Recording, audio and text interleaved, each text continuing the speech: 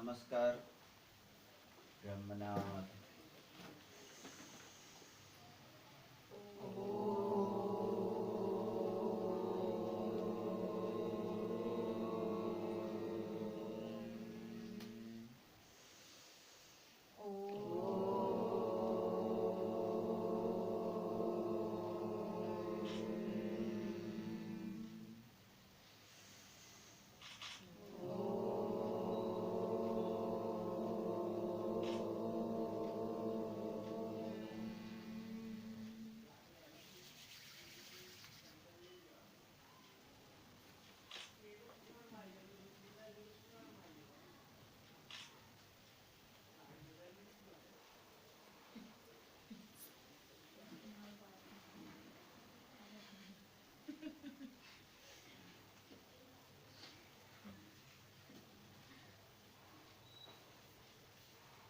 આટલો બધો ઊંડો શું કરવા જતો રહે તું?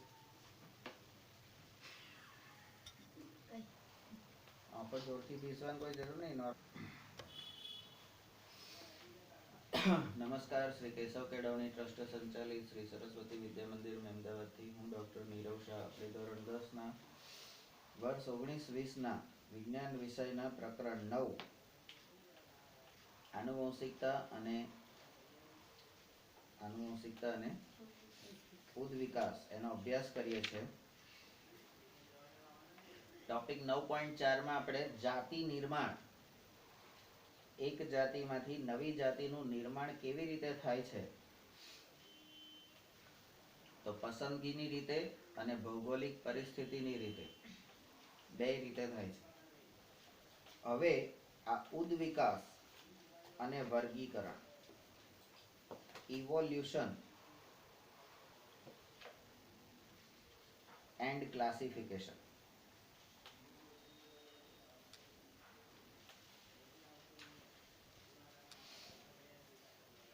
બરાબર. ક્લાસિફિકેશન, વર્ગીકરણ, મેં હમણાં જ કીધું એ પ્રમાણે વાણિયા તો કે નાગર, ખડાયતા, શ્રીમાળી, મોડ, આવી રીતે એનું વર્ગીકરણ કરવાનું. તો આ વર્ગીકરણ કેવી રીતે કરશું? તો 9મા ધોરણમાં આપણે શીખી ગયા છે પ્રાણીઓનું વર્ગીકરણ, વનસ્પતિનું વર્ગીકરણ. તો કેવી રીતે કરતા હતા? તો આકાર, દેખાવ અને રચનાના આધારે, એમના કાર્યોના આધારે, બરાબર, એમના પ્રાપ્તિ સ્થાન કઈ જગ્યાએથી મળે છે એના આધારે, આવા જુદા જુદા આધારો લઈને આપણે વર્ગીકરણ કરતા હતા. તો અહીંયા પણ એવું જ છે. એક બાપના અમદાવાદમાં રહેતા બે છોકરા, એક અમદાવાદ ગયો, એક વડોદરા ગયો. એમણે એમનું કર્યું, એમણે એમનું કર્યું, બરાબર. પછી હવે એમનું પૂરું થઈ ગયું તો પાછા બેનું વચ્ચેનું સંકરણ થયું. હે તો અમદાવાદ વડોદરા ભેગું થઈને રાજકોટ થઈ ગયું. એક જ જાતિનું 4 જાતિમાં, એટલે 4 ઉપવસ્તીમાં વર્ગીકરણ થયું. ક્લિયર? તો એવું હવે આપણે કરવાનું છે. આ સિદ્ધાંતોના આધારે આપણે આપણી ચારે તરફ મળી આવનારી વિભિન્ન જાતિઓની વચ્ચે વિકાસકીય સંબંધ સ્થાપિત કરી શકીએ છીએ. આ એક પ્રકારની સમય ઘડિયાળથી પાછળ જવાનું છે. આ એક પ્રકારની સમય ઘડિયાળથી પાછળ જવાનું છે, એટલે બેક, ભૂતકાળમાં જવાની વાત છે. બરાબર. ટાઈમ મશીન જે આપણે કહીએ ને, હે ડાયનોસોર યુગમાં જવું હોય તો ટાઈમ મશીનમાં બેસવું પડે ને, પાછા જવું પડે 5 લાખ વર્ષ પહેલા, 5 અબજ વર્ષ પહેલા. આપણે એવી વિવિધ જાતિઓના લક્ષણોના ઉદ્વિકાસના ક્રમનું નિર્ધારણ કરી શકીએ છીએ. આ ક્રિયાને સમજવા માટે આપણે ધોરણ 9માં અભ્યાસ કરેલ સજીવોના વર્ગીકરણને યાદ કરીએ.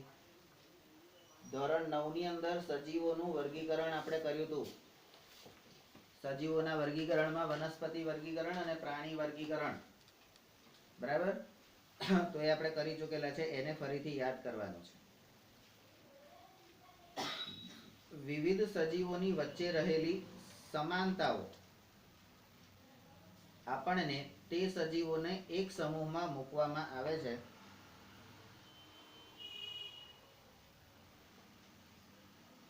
અને પછી તેમના અભ્યાસનો અવસર આપે છે. આપણે એવું 8મા ધોરણથી શીખ્યા છે, સરખા જનીનો વાળા મિત્રો હોય, સરખા લક્ષણો વાળા મિત્રો હોય, બરાબર. હવે જેને રખડવું ને ભચકાવવું જ વધારે ગમતું હોય એ કેવો ભાઈબંધ પસંદ કરશે? રખડતો ને ભટકતો. જેને ભણવાનું ગમતું હોય એ કેવો ભાઈબંધ પસંદ કરશે? તો જે ભણતો હોય એવું, બરાબર. હવે અજીત વિશાલ અહીંયા આગળ આયા 9મા ધોરણમાં, એમણે દોસ્તી કોની કરી? આપણે કોની દોસ્તી કરવાનું કીધું તું? કોની કરી? અજયની. રખડતી ને ભટકતી પ્રજા, બરાબર. કેમ? તો કે એમને એવું જ બધું ગમે. કાલે પાછા એની મમ્મીએ કઈક વસંતભાઈ સાહેબ મળ્યા છે, સાહેબ તમે અમારા છોકરાને કેવી સ્કૂલમાં મૂક્યા છે, એ કઈ રજા નહીં હાલતા. હવે આવું કહેવાની જરૂર ખરી? એમ રજા પાડ્યો હોય નહીં પાડતો? પૂછવા આવે, ફોન કરે? બોલો. તો અહીંયા પણ એક સરખા સમાન લક્ષણો ધરાવતા સજીવોને એક સમૂહમાં મૂકી અને એનો અભ્યાસ કર્યો.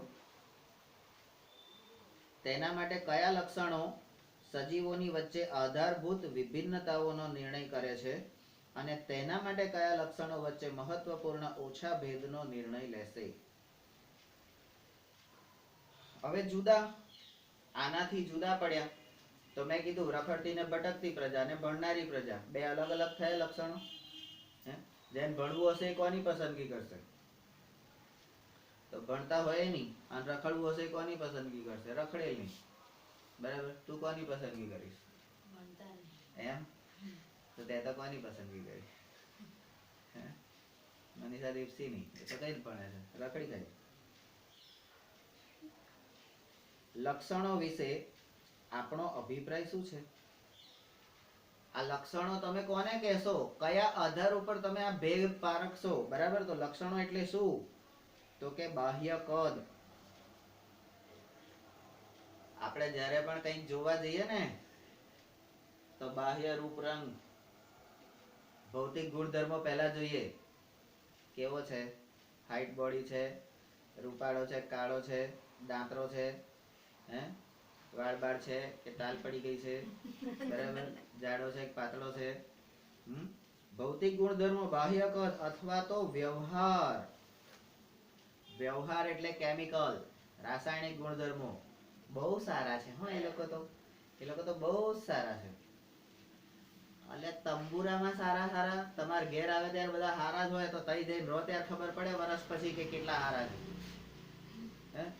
10 મિનિટ બેઠા, કેમ છો? સારું છે બધું, બહુ સરસ, હું તને આમ કરીશ તેમ કરીશ. બહુ સારા છો અમારા સાસરા વાળા તો, બહુ સારા. એટલે એવું ના હોય, 10 મિનિટમાં તમને કોઈ ખબર ના પડે કે એ લોકો સારા છે ખરાબ છે. બરાબર. તો બાહ્ય કદ અને વ્યવહાર લક્ષણોના અભિપ્રાય માટે જરૂરી એ વિવરણાત્મક લક્ષણ કહેવાય. એના આધાર ઉપર તમારે વિવરણ કરવાનું છે, જેને આપણે ભૌતિક અને રાસાયણિક ગુણધર્મો કહીએ છીએ. માણસનો અંદરનો સ્વભાવ. બરાબર. બીજા શબ્દોમાં કહીએ તો વિશેષ રીતે અથવા તો વિશેષ કાર્યનું લક્ષણ કહેવાય. કીધું ને, કાર્યના આધારે આપણે વર્ગીકરણ કર્યું હતું. કયા કામ કરે છે? આપણા શરીરમાં એક જ કોષમાંથી વિભાજન પામીને અલગ અલગ કોષો બન્યા. એ કોષો પોતાના કાર્યની રીતે એ કોષ સમૂહ થયા અને કાર્યની રીતે એમના નામ પણ અલગ થઈ ગયા. એક જ કોષની અસંખ્ય જાતિઓ થઈ ગઈ. પણ બધા મૂળ કોણ? એક જ બાપના છોકરા. એમ તો તમે આવું બધું કરો, સારું લાગે? સારું લાગે બધું? શું કરવા કરો છો? તો પછી ખબર દેજો કોઈ કર્યું તો. 10. આપણને 4 પગ હોય છે. આ આપણને 4 પગ હોય છે, આ એક લક્ષણ છે. બરાબર. વનસ્પતિઓમાં પ્રકાશ સંશ્લેષણ થાય છે, આ પણ એક લક્ષણ છે. આપણામાં પ્રકાશ સંશ્લેષણ થાય છે? ના, એ વનસ્પતિમાં જ થાય છે.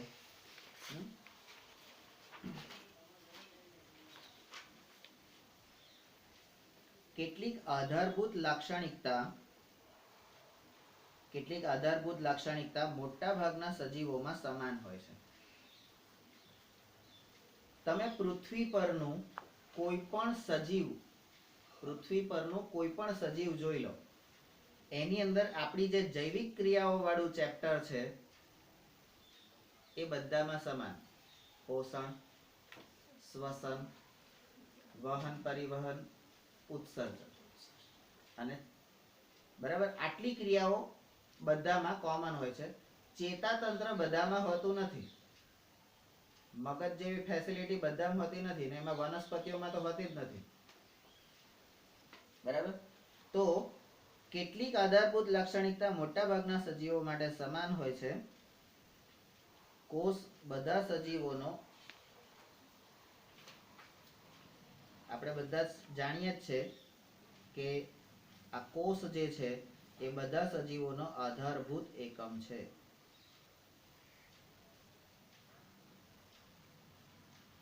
વર્ગીકરણના આગળના સ્તર પર કોઈ લાક્ષણિકતા મોટા ભાગના સજીવોમાં સમાન જ હોય, પરંતુ બધા સજીવમાં હોતું નથી. મોટા ભાગના, બધા નહીં. બરાબર? મોટા ભાગના, બધા નહીં. કોષની સંરચનાની આધારભૂત લાક્ષણિકતાનું એક ઉદાહરણ, એક કોષમાં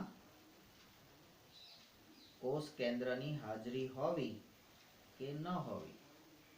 આપણે ઘણા બધા સજીવો જોયા હતા અને એ સજીવોમાં કેટલાક સજીવો એવા હતા જેના કોષમાં કોષ કેન્દ્ર હતું અને કેટલાકમાં કોષ કેન્દ્ર નહોતું. તો જેનામાં કોષ કેન્દ્ર હતું એને શું કહેતા હતા આપણે? અકોષ કેન્દ્ર વાળું. બરાબર? અને પેલામાં સકોષ કેન્દ્ર વાળું અથવા તો સુકોષ કેન્દ્ર વાળું.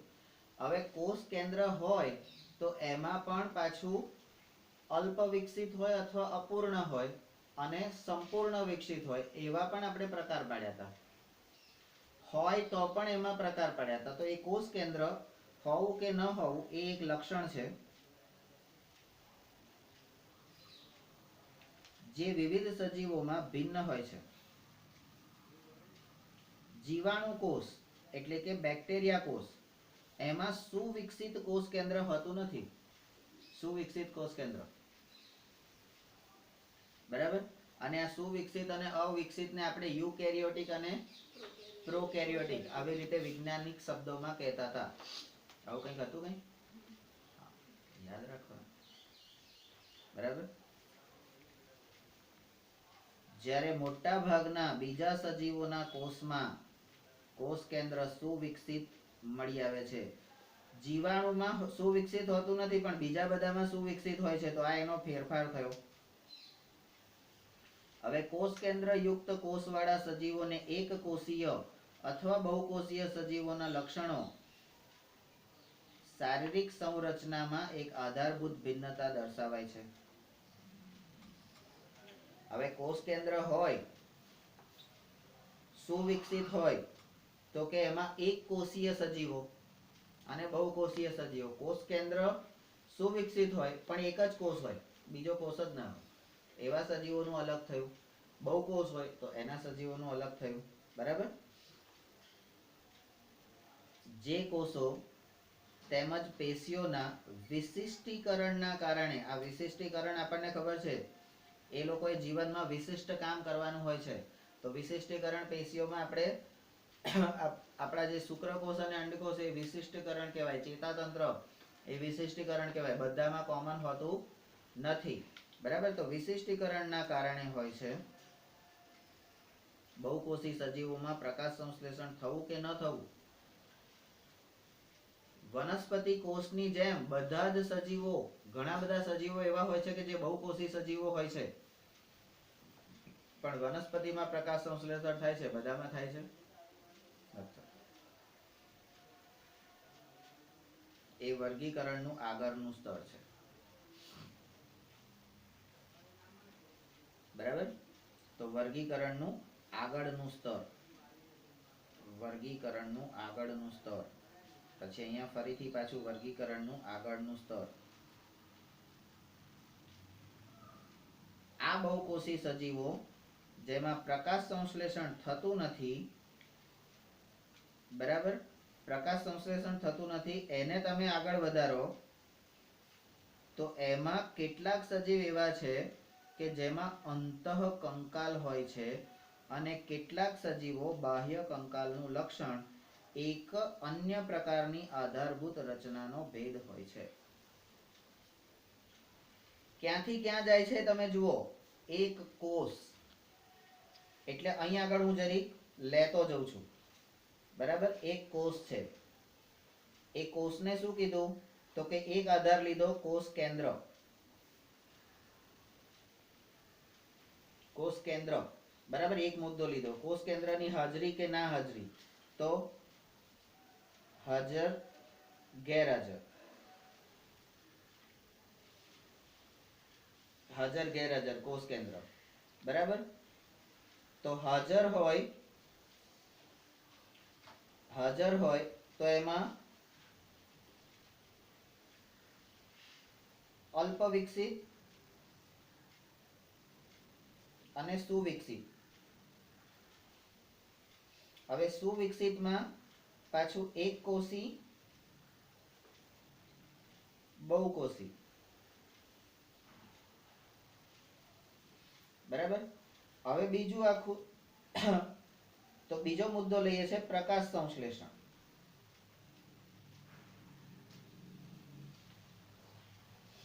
તો પ્રકાશ સંશ્લેષણ બધામાં હોતું નથી.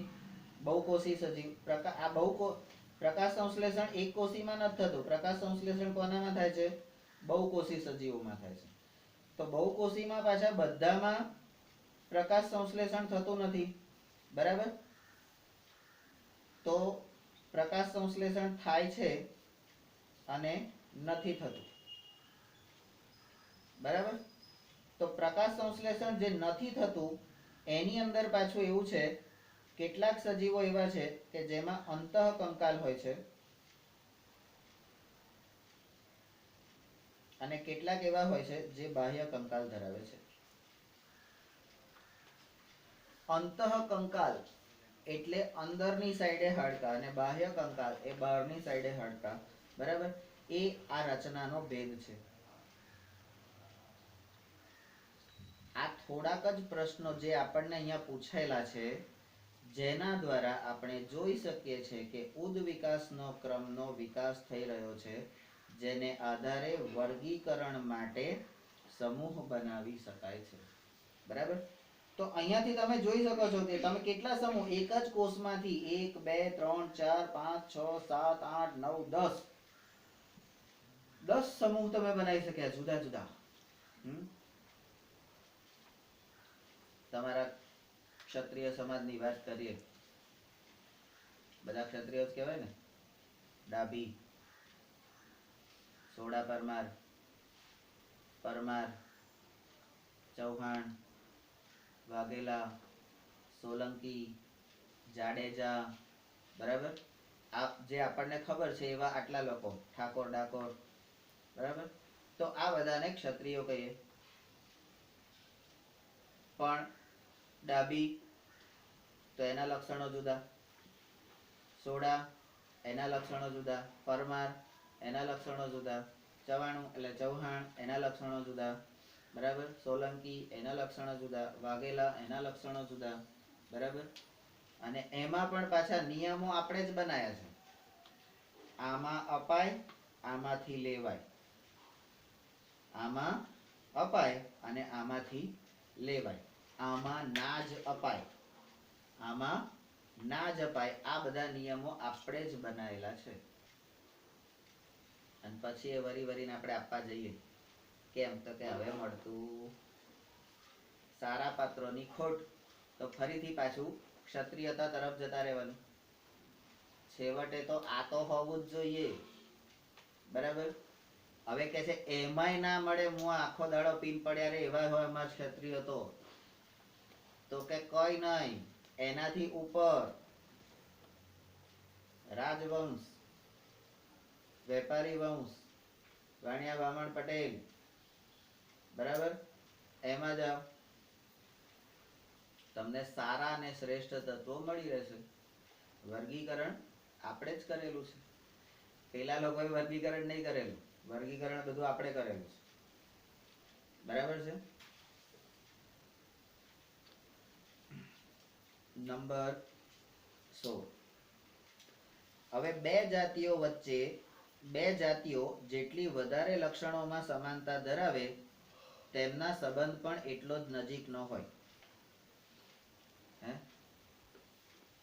કાકાની છોકરી, મામાની છોકરી, ફોઈનો છોકરો, માસીનો છોકરો, એક જ કુટુંબના વ્યક્તિઓ થયા ને, તો એમાં શું દેખાશે? કોઈ એક લક્ષણ, ટિપિકલ લક્ષણ એક એવું હશે કે જે બધામાં સામાન્ય દેખાશે, સમાન.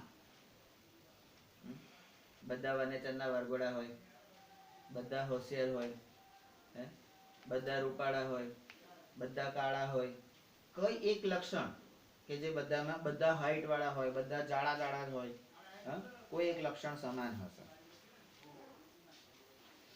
જેટલી વધારે સમાનતાઓ તેઓમાં હશે તેનો ઉદ્ભવ પણ નજીકમાં અને ભૂતકાળમાં સમાન પૂર્વજમાંથી થયેલો હશે. સમજી ગયા ભાઈ?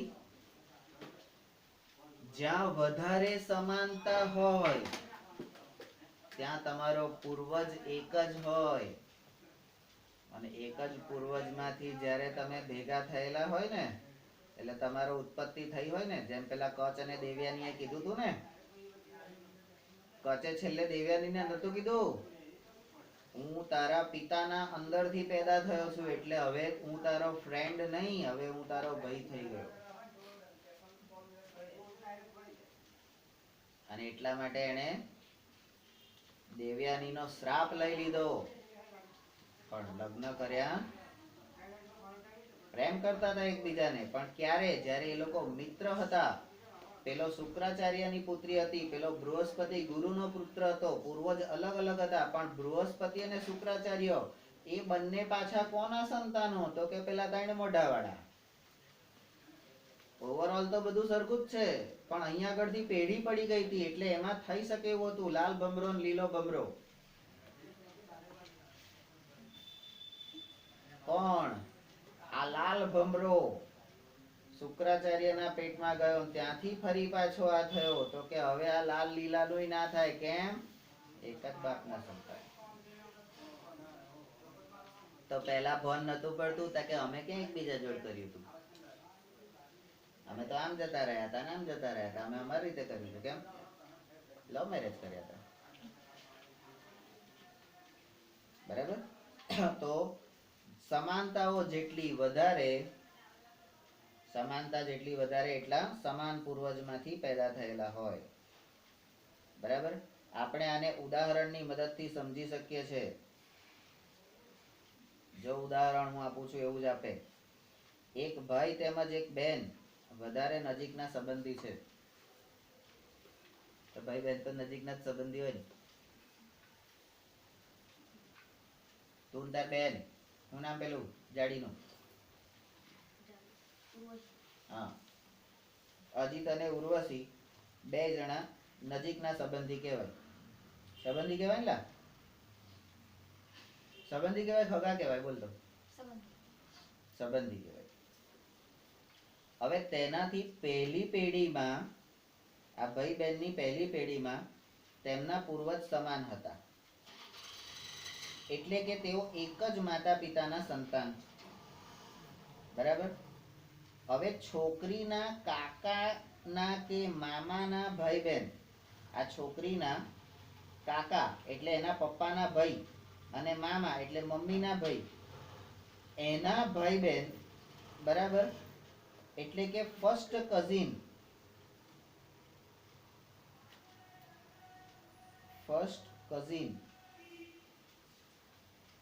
એ પણ તેનાથી સંબંધિત હોય.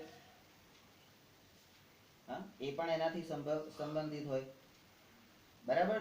આપણી કુટુંબ વ્યવસ્થા કેવી રીતે મનુષ્યમાં સર્જન પામે છે અને આપણે કેમ નિયમો બનાવ્યા છે અહીંથી ખબર પડશે. બરાબર. કારણ કે અમુક હદ સુધીના સંબંધોમાં આપણે લગ્ન નથી કરતા, તો કેમ નથી કરતા એ પણ આપણને ખબર હોવી જોઈએ. બરાબર. તો સંબંધિત હોય છે, પરંતુ તેના પોતાના ભાઈથી ઓછો નજીકનો સંબંધ છે. બરાબર. મામાના છોકરા ભાઈ તો કહેવાય, પણ આપણે કહીએ છે ને સગો ભાઈ ના કહેવાય, સગી બેન ના કહેવાય. એટલે ભાઈ તો ખરો જ ને, બેન તો ખરા જ ને. તે તો આખા ગામમાં અમારે બધા ભાઈ બહેન હોય, એટલે ગામના બધા હોય એટલે ભાઈ બહેન, એટલે અમારે એવું અમારે કરવાનું શું? તમે તો પેલી પ્રતિજ્ઞા લેવડાવો જમણા હાથે, એટલે ડાબા હાથે નહીં જમણા હાથે, ભારત મારો દેશ છે, બધા ભારતીયો મારા ભાઈ બહેન છે. પછી એ તો અમે ઉમેર્યું એક સિવાય.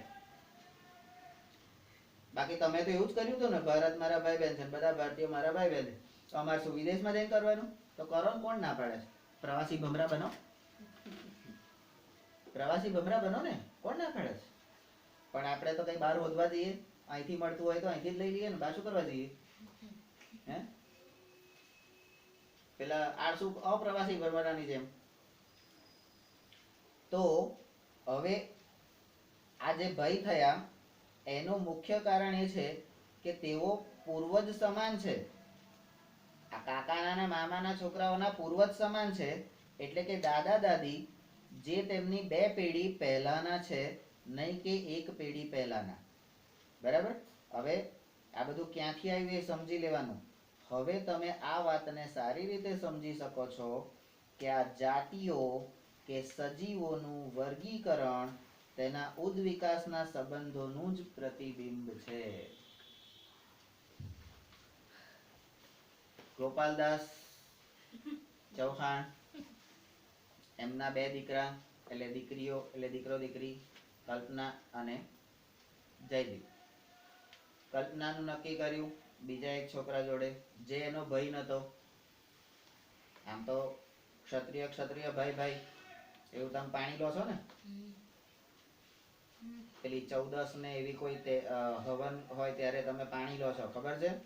અમે બધા એક પરિવારની જેમ રહીશું. હે, તો પછી અંદર શું કરો? લગ્ન કરો. તારે શું? તો કલ્પનાબેન ના લગ્ન આપણે એક ભાઈ જોડે, એટલે ભાઈ જોડે જ કરવા પડે ને. અને જયદીપભાઈ ના લગ્ન એક બેન જોડે કર્યા. બરાબર. હવે એમના સંતાનો જે થયા, તો કલ્પનાના દીકરા દીકરી અને જયદીપના દીકરા દીકરી એ મામા ફોઈના દીકરા થયા. મામા ફોઈના દીકરા થયા. પણ કલ્પના અને જયદીપનું કુળ સમાન છે. કલ્પના અને જયદીપનું કુળ સમાન છે, પણ કલ્પનાના છોકરા અને જયદીપના છોકરા તો ત્યાં કુળ બદલાઈ ગયું. મામા ફોઈના થયા પણ કુળ બદલાઈ ગયું.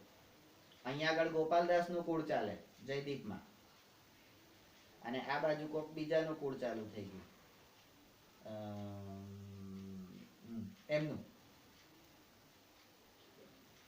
કોણ? નહીં.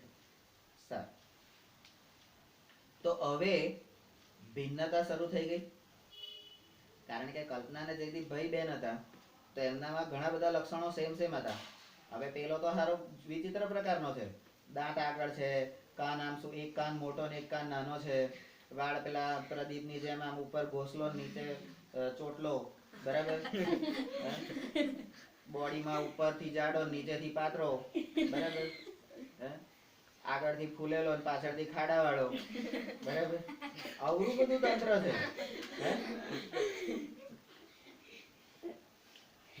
તો આવી સરસ સુકન્યા, પરિકલ્પના, એવાને ચંદને તઈ સંબંધ કરી નાખ્યો. હવે તો એમની સંતતિ કેવી થશે? વરઘોડા જેવી થશે ને. તો ત્યાં ભિન્નતા શરૂ થઈ જાય. ત્યાં ભિન્નતા શરૂ. પણ અહીંયા જયદીપની સાઈડે તો કે એ બીજાને લઈ આવ્યો છે, તો થોડી ઘણી ભિન્નતા તો ત્યાંય રહેવાની. પણ એ કુળ એકનું એક રહેવાનું, કારણ કે પેલા બીજા કુળમાંથી આ કુળમાં વસી ગયા. આમનું કુળ ગોત્ર બદલાઈ જવાનું, પેલાનું કુળ ગોત્ર સેમ ટુ સેમ રહેવાનું. બરાબર? તો એક જ કુળ ગોત્રમાં સંબંધ થાય ન હોય. વૈજ્ઞાનિક કારણો છે, એનાથી શું રોગો ઉત્પન્ન થાય છે એ બધું આપણને ખબર છે, એટલા માટે આપણે જાણીશું ને સમજીશું. બરાબર? ચલો, ટાઈમ કેટલો થયો ભાઈ? 30-30.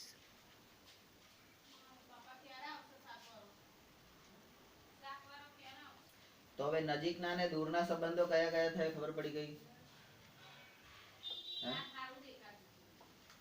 નજીકના અને દૂરના સંબંધો ખબર પડી ગઈ ને? હવે તમે બધા એકબીજાના ભાઈ બહેન છો એવું તમે માનતા હશો ને? કોઈ ના માનતો એવું? અચ્છા, હાથ ઊંચો કરે જો.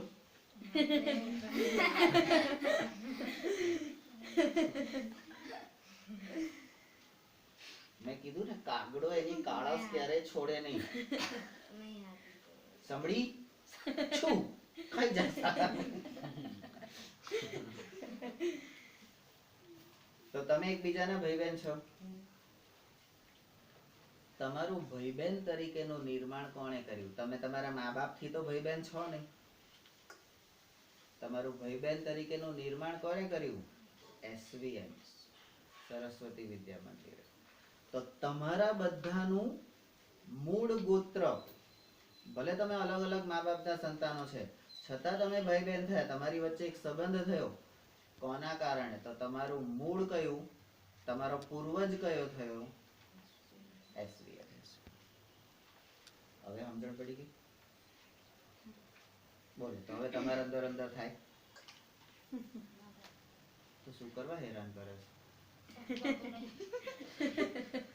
પ્રેમથી મારી બેન છે એમ કરીને રહેવાય નહીં.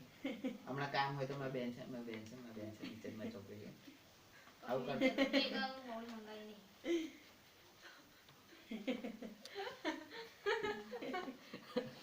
અરે હું આની વાત કરું છું, તું એની સામે ક્યાં જોવે છે? જો તો તું શું સમજ્યો? તારું મનમાં પાપ હોય એ બાજુ જ દ્રષ્ટિ જાય એવું છે. બરાબર? આપણે બધા સમાન પૂર્વજના છે. બરાબર? ખ્યાલ આવ્યો કાગડા? તો આમ આપણે જાતિઓના એવા સમૂહનું નિર્માણ કરી શકીએ કે જેના પૂર્વજ નજીકના ભૂતકાળમાં સમાન હતા. તેના પછી આ સમૂહનો એક મોટો સમૂહ બનાવે છે. આ સમૂહનો એક મોટો સમૂહ બનાવે છે કે જેના પૂર્વજ અપેક્ષિત રીતે વધારે દૂરના અને સમયને અનુસાર હતા. મારી બેન તો છે જ ને, મારી છોકરી તો છે જ ને. ભલે બીજા જોડ પરણે તો છોકરી મટી જવાની છે? એ છોકરીના છોકરા પાછા બીજી જગ્યાએ કરશે. તો પેઢી અહીંયાથી આમ આમ આમ, એટલે ડાબી તરફ જાય તો માઇનસ, જમણી તરફ જાય તો પ્લસ. આ બાજુ જશે તો તમારો વંશ વેલો આગળ વધશે, તમારી પેઢીનું વર્ગીકરણ થશે, વિસ્તરણ થશે. અને આ બાજુ જશે તો તમારાથી એટલા દૂરના સંબંધો થશે, તમારાથી એટલા દૂરના સંબંધો થશે. હવે કલ્પનાની નણંદનો છોકરો, તમે જુઓ ચોકઠા કેવી રીતે આ લોકો બેસાડે છે. કલ્પનાની નણંદનો છોકરો એટલે કલ્પનાના ઘરવાળા છે એના એની બેન, એટલે એને પણ બીજે લગ્ન કર્યા, એટલે એનું પણ કુળ બદલાઈ ગયું. એનું પણ કુળ બદલાઈ ગયું ને. તો કલ્પનાની નણંદનો છોકરો અને આ બાજુ જયદીપની વહુના ભાઈનો છોકરો, એટલે જયદીપના છોકરાનો મામાનો છોકરો. બરાબર? પેલાની છોકરી પેલાનો છોકરો, તો ત્યાં સંબંધ થઈ શકે. કારણ કે જયદીપના મામા કુળ બદલાઈ ગયું, મમ્મી વાળું કુળ આવી ગયું. અને કલ્પનાની નણંદ તો ત્રીજું કુળ આવી ગયું. જયદીપ અને કલ્પનાના છોકરા ના કરી શકે. બરાબર? નિયમ લાગુ પાડે. પણ હવે એનાથી ત્રીજું કુળ થયું તો એ કરી શકે. અને તમે તમારી આજુબાજુ સહેજ નજર દોડાવજો,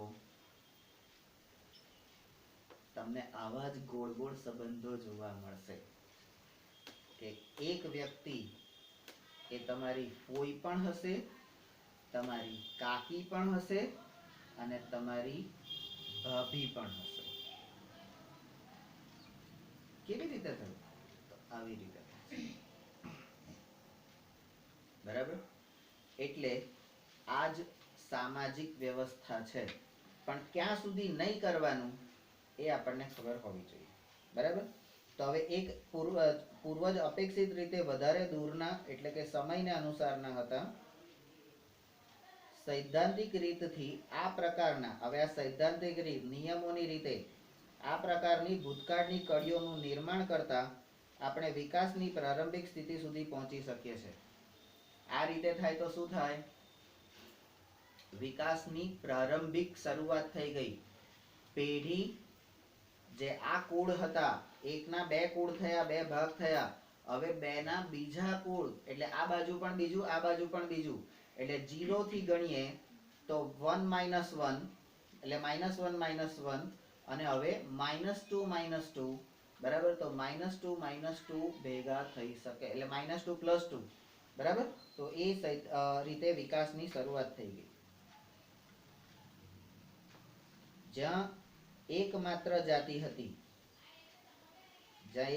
જાતિ હતી, જો આ સત્ય હોય તો જીવની ઉત્પત્તિ ચોક્કસ અજૈવિક પદાર્થોમાંથી જ થઈ હશે. આપણે જે સજીવનું નિર્માણ થયું, એ સજીવનું નિર્માણ એ અજૈવિક પદાર્થોમાંથી થયું હશે. હવે જૈવિક અને અજૈવિક પદાર્થો આપણે ભણી ગયા છે. બરાબર છે? હવે આ કેવી રીતે સંભવિત થયું હશે? અજૈવિક પદાર્થોમાંથી જૈવિક પદાર્થોનું નિર્માણ, સજીવોનું નિર્માણ કેવી રીતે થયું હશે? તો કે છે તેના વિશે અનેક સિદ્ધાંતો છે અને તે રસપ્રદ બાબત હશે જો આપણે આ સિદ્ધાંતોનું નિર્માણ કરી શકીએ. આવા કોઈ નિયમો આપણે બનાવી શકીએ તો એ ખરેખર મજા આવશે. હવે આપણે નિયમો બનાવવાના. કેટલી મિનિટ થઈ? 37. તો બ્રેક આપો એટલે આપણે સળંગા 2-3 ટોપિક લઈ શકીએ.